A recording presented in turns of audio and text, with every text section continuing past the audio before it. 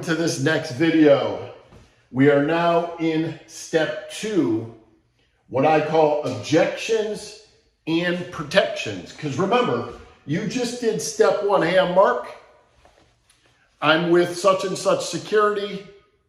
I was wondering if I could borrow 30 to 45 seconds, looking to explore if you would be open to a conversation about life safety or about protecting this home. Essentially, that's what you're saying to them. Again, you're going to have 3 or 4 scripts. What's going to happen here is this is where you're going to get objections. And so I've broken objections into 2 categories. And these objections, remember this and write this in your notes. I'm calling them protection at the door. So you will likely get objections in the beginning and in the end. So you're going to get your protections or objections in the very beginning because they're trying to protect themselves. I'm calling them protections because the truth of the matter is that's what they really are. They're not objecting to you. What they're trying to do is to protect themselves. So when you understand they're trying to protect themselves, you don't look at them as an adversary. You and them are on the same team. In fact, remember I told you this. The common enemy here is not you. It's the bad guy. The bad guy is the common enemy, and you want to use that terminology. Bad guy, bad guys, home invaders.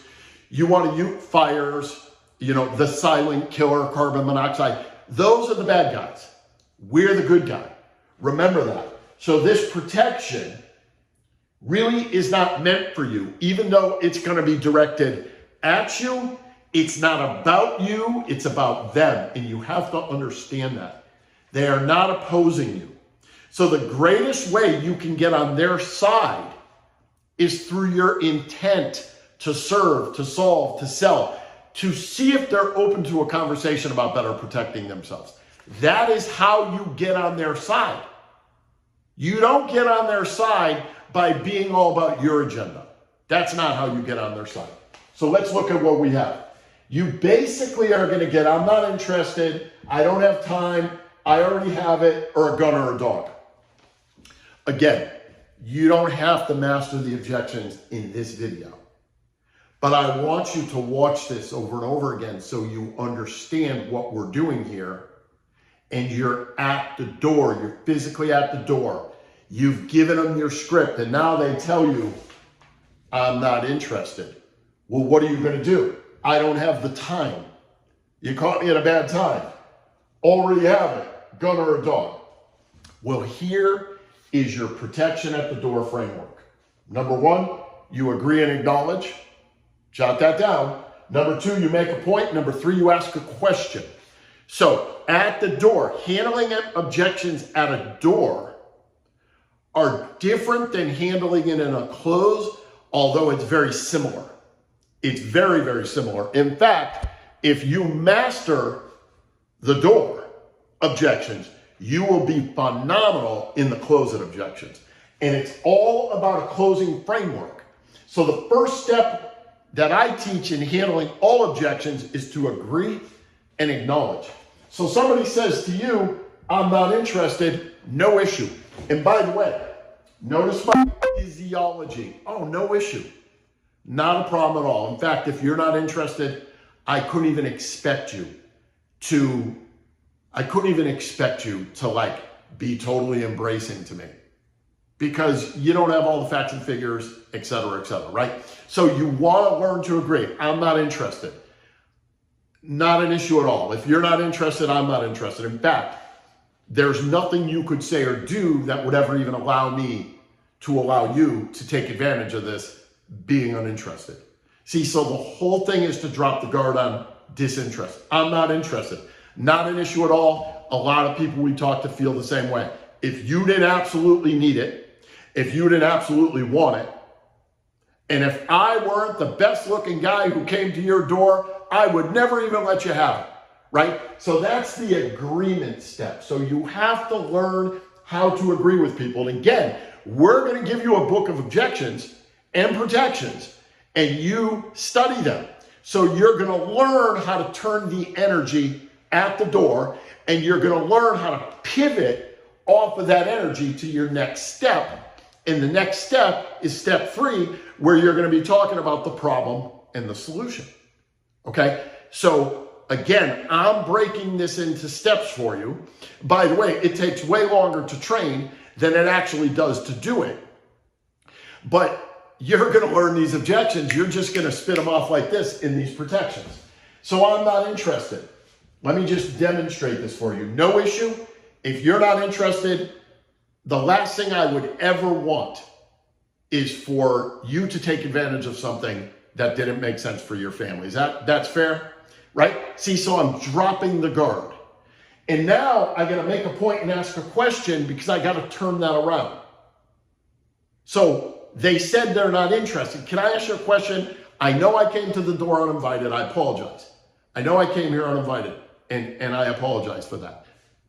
Respectfully, folks, if you knew for certain that some bad guy, remember, we're the good guys, but if some bad guy were going to compromise this home, now, a year from now, 3 years from now, can I ask you respectfully? Notice the words I'm using. I'm dropping the guard. Why? Because they don't know me. We're at the door. Like, we don't even know each other. Can I ask you a question respectfully? And listen to my tone and watch the body language. Would it have at least been worth listening to? And the customer says yes. They get the S off the yes. And I move to the next step. This is why you have to know your framework inside out. They say, I don't have time. No problem. If I've caught you at a bad time, I understand. And I don't want to put you under any pressure at all because I understand you're moving in and, things are happening. You got kids, the dog, husband, dinners, this, that, the other, depending on who comes to the door. That said, can I ask you a question? Would you be open to a conversation in the future? Would you be open to a brief conversation where I could look at your home through the eyes of a bad guy with you and the eyes of a fire and the eyes of a silent killer, carbon monoxide, and through the eyes of home invaders? And would you be receptive to us showing you how you could shut that down if and when you ever decided to do security? Would you be receptive to that, right? So you got to understand at the door, you're only going to rebuttal once or twice and that's it. You don't need to pressure anybody. That's not what the object is here. When you're hitting doors, the object is to find that receptive person who's willing to have a conversation with you. I told you on previous videos, the more receptive you become, the more other people will be receptive to you. So your job is to find the people who are receptive, who will have a conversation with you, so that you can build an alignment and a connection with them and get all the referrals and the neighbors through that, right? Customer says to you, oh, I already have one. Again, it's the same sort of thing. It's interesting because a lot of times when we come to the door, people already do have something. Do you have a complete alarm or do you just have this camera I see out front here, right? And so then they're going to answer you, well, we've got the camera.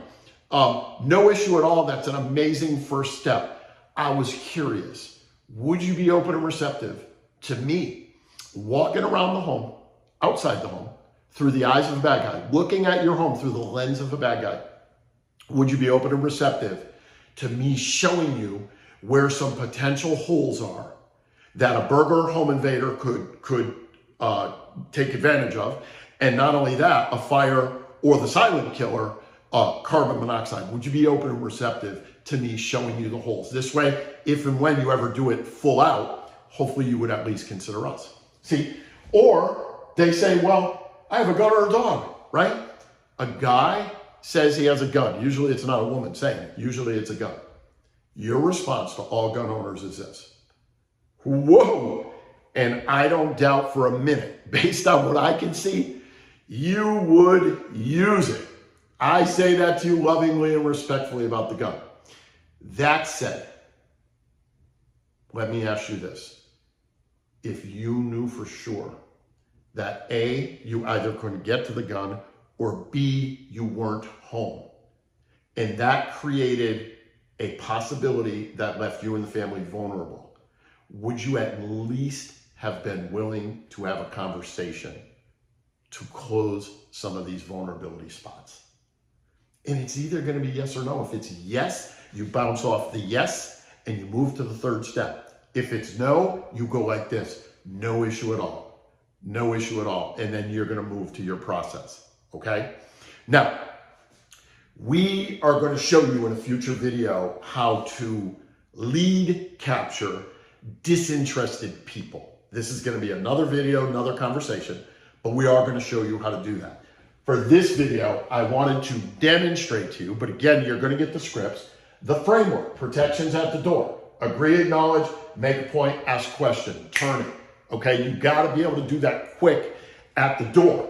But when you're doing it, you don't want your handling the concern to feel like it's going to advance you towards the sale.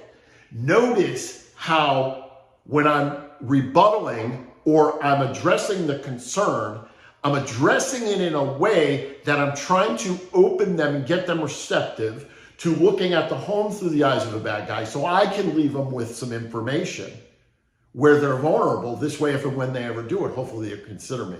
Do you see the difference? I want you to see that. It's very, very important that you see that when you do these rebuttals, okay?